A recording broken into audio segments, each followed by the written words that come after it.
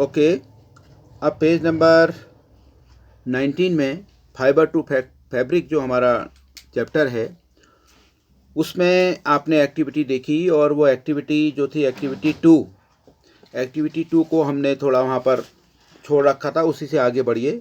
तो select a piece of cotton fabric you labeled in activity. Now try to find a loose thread or yarn at one of the edges and pull it out. तो हमने जो कपड़ा ले रखा है, plane कपड़ा ले रखा है, उस कपड़े से, कॉटन के कपड़े से हमने एक धागे को बाहर निकालना है। अब मान लीजिए अगर वो धागा बाहर नहीं निकालता है, if not loose, okay, if no loose yarn are visible, और अगर आपको इस कपड़े में से धागा आपसे नहीं निकल रहा है, धागा नहीं दिखाई दे रहा आपको, तो you can gently pull one out with a pin और ए निडल। तो आप ऐसी स्थिति में एक पिन की सहायता से या एक सुई की सहायता से उस धागे को बाहर निकाल सकते हैं, खींच सकते हैं, उसको धीरे धीरे बाहर खींच सकते हैं। We find that a fabric is made up of yarns engaged together. What are these yarns made of? तो ये जो धागे हैं वो एक दूसरे से के साथ व्यवस्थित रहते हैं। अब हमको ये देखना है जो धागे हैं वो धागे यानी तंतु यानी फाइबर वो कैसे बनते हैं, इसको हमने अब समझना है। तो इसमें आपको आगे अब देखना है एक्टिविटी 3 हमारे सामने है। एक्टिविटी 3 को हम अब देखेंगे। एक्टिविटी 3 आप देख पा रहे हैं, अपनी बुक में आप देख सकते हैं। Take out a yarn from a piece of cotton fabric. किसी सूती कपड़े के टुकड़े से कोई धागा आपने बाहर निकालना है। Place this piece of yarn on the table, और इस धागे के टुकड़े को एक टेबल में, एक मेज के ऊपर रखना है। Now press one end of the yarn with your thumb, और इस कपड़े के इस तागे के टुकड़े को एक सिरे से अपने अंगूठे से दबाना है। Scratch the other end of the yarn along its length with your nail और एज शोन इन फिगर 3.4। तो आप चित्र में देख पा रहे हैं 3.4 में। फिर इस धागे को आपने टेबल में रखा, उसके बाद आप अपने अंगूठे से इसको आपको खुरच देना है सीधी लाइन में, और उसमें आपको खुरचना है, स्क्रैच करना है इसको। Do you find that at this end the yarn splits up to into thin threads. तो आप देखते हैं जो हमने खींचा, जो सिरा हमने खुरचा, तो उस सिरे पर क्या हो रहा है, उस सिरे पर ये जो यार्न है, धागा है, वो खुरच जाता है, और खुरचने के बाद वो कई छोटे छोटे और पीसेस उसमें दिखने लगते हैं, छोटे छोटे और धागे जैसे उसके अंदर भी दिखने लगते हैं। ये चीज़ आपको ध्यान रखनी है। पतली पतली लड़ियाँ उनके अंदर, उस धागे के अंदर भी दिखाई देने लगती हैं। You might have observed something similar when you try to thread a needle. तो आपने सुई में धागे को पिरोने का प्रयास करते समय भी, जब आप किसी सुई में धागा अंदर डालते हैं, ओके, तो उस समय आप क्या देखते हैं, many a time the end of the thread is separated into a few thin strands. तो धागा जो होता है, आगे जब हम सुई में उस धागे को डाल रहे होते हैं, तो होता क्या है कि वो धागा वहां पर से और छोटे छोटे टुकड़ों में बढ़ जाता है, बहुत महीन टुकड़ों में वो धागा हमको बटा हुआ दिखाई देता है। यानी धागा तो है ही है, सुई में हम जब डाल रहे होते हैं धागे को, तो धागे को ध्यान से आप देखेंगे तो आज धागा और भी कई टुकड़ों में छितर जाता है, वो फैल जाता है। तो वहाँ पर हम क्या करते हैं, हल्का पानी लगा के अपने अंगूठे से फिर उसको दबा करके फिर उस फैब्रिक सब धागों को एक साथ मिलाते हैं। उसमें जब हम उनको मिलाते हैं, जब उस धागे को हम एक में मिलाते हैं, तब जाके हम सुई के अंदर उसको डाल पाते हैं। This makes it different to pass the thread through the eye of the needle. तब जाके हम जो नीडल में जहाँ पर धागा अंदर जाता है उसे आई ऑफ द नीडल कहा जाता है, तब हम उसमें धागा डाल पाते हैं।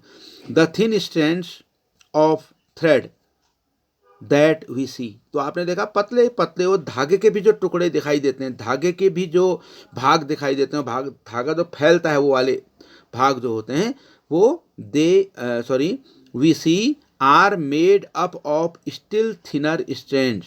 तो वो धागा जो है वो धागा और भी पतले धागों से मिलकर बना हुआ है।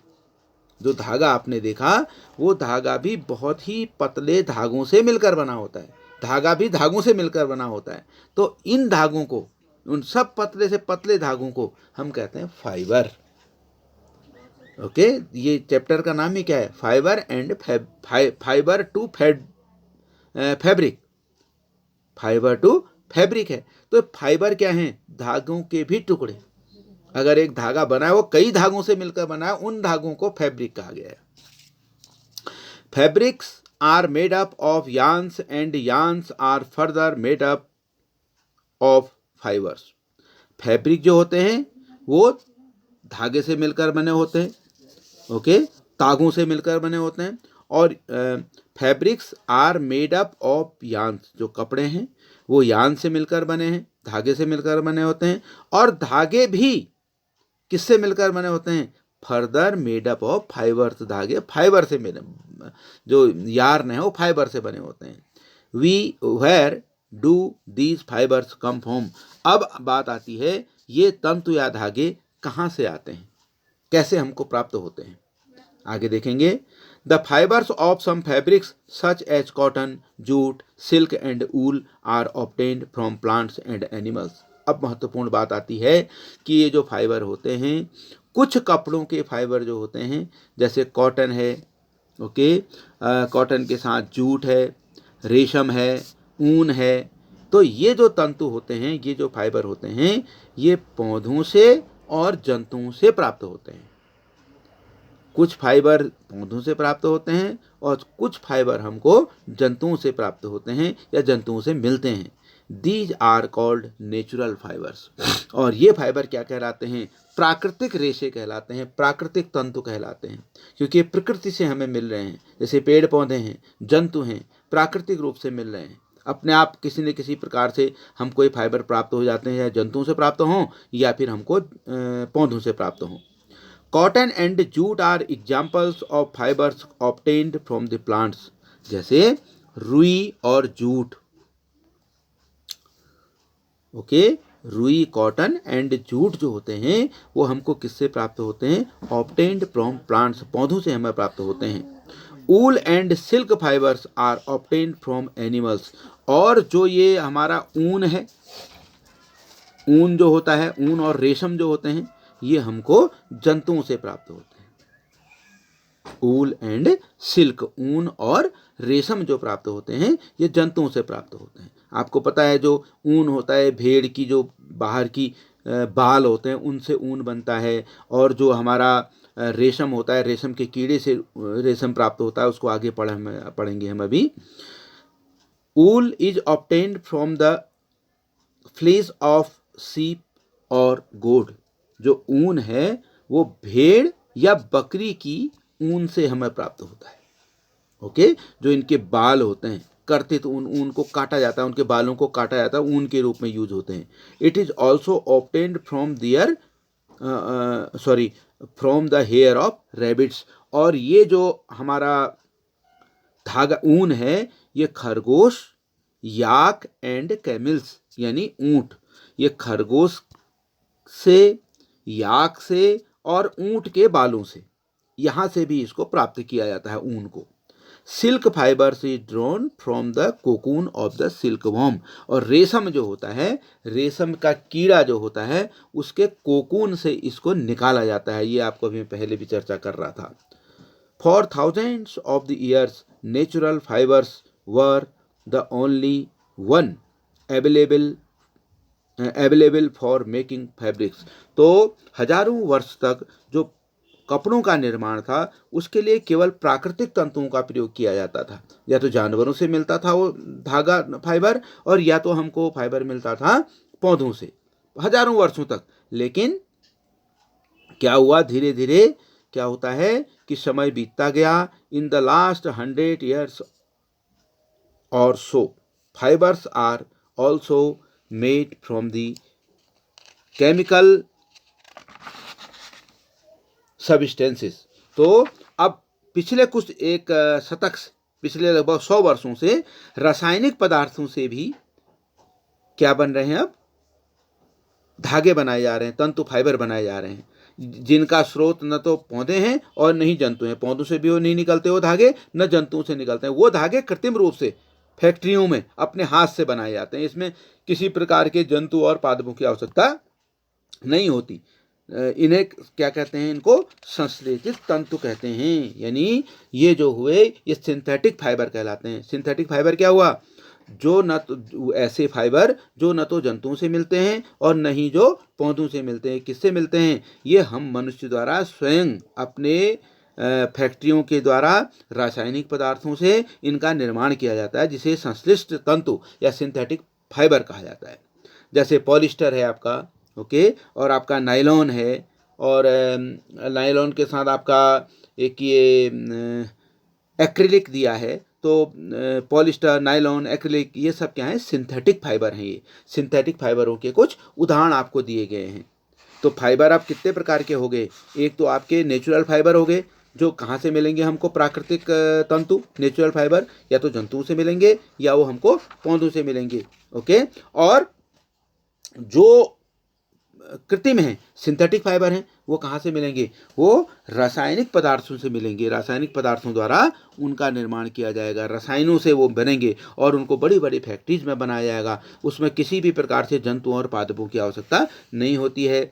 और जैसे अब मैं कहूँ प्राकृतिक फाइबर है, तो प्राकृतिक फाइबर जैसे ऊन है, ऊन हमें भेड़ की खाल से मिला, खरगोश से मिला, ऊँट से मिला, तो ये क्या कहलाएगा, प्राकृतिक, किसी जंतु से मिल रहे हैं। और जैसे हमने कहा रेशम के कीड़े से मिला, जंतु से मिल रहा है। ऐसे ही कॉटन, कपास से हमको जैसे मिला तो हमको पौधे से मिल रहा है। तो ऐसे रेशम को जो प्राकृतिक रूप से पौधे या जंतु से हमको प्राप्त होंगे उनको हम प्राकृतिक तंतु कहेंगे, ओके। और जो हमको प्राकृतिक रूप से नहीं मिल रहा, जिसका हम निर्माण कर रहे हैं रासायनिक पदार्थों से, तो उन्हें हम सिंथेटिक फाइबर कहेंगे। तो ये था हमारा सिंथेटिक फाइबर और नेचुरल जो फाइबर, नेचुरल फाइबर और सिंथेटिक फाइबर के बारे में आपको बताया। अब इसके बाद हम बात करेंगे सम प्लांट्स फाइबर्स।